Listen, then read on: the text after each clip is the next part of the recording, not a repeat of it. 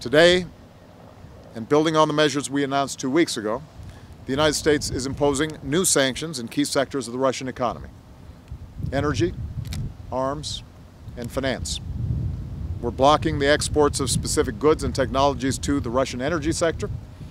We're expanding our sanctions to more Russian banks and defense companies. And we're formally suspending credit that encourages exports to Russia and financing for economic development projects in Russia. At the same time, the European Union is joining us in imposing major sanctions on Russia, its most significant and wide-ranging sanctions to date. In the financial sector, the EU is cutting off certain financing to state-owned banks in Russia. In the energy sector, the EU will stop exporting specific goods and technologies to Russia, which will make it more difficult for Russia to develop its oil resources over the long term.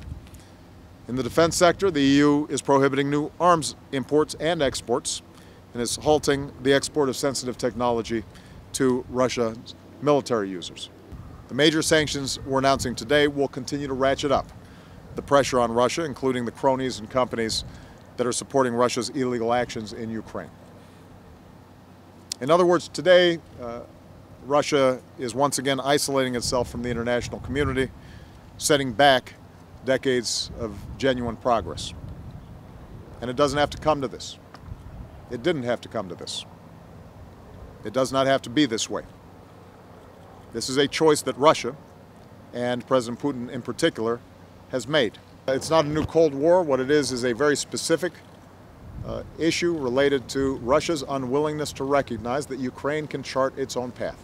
And I think that if you listen to President Poroshenko, if you listen to the Ukrainian people, they've consistently said they seek good relations with Russia.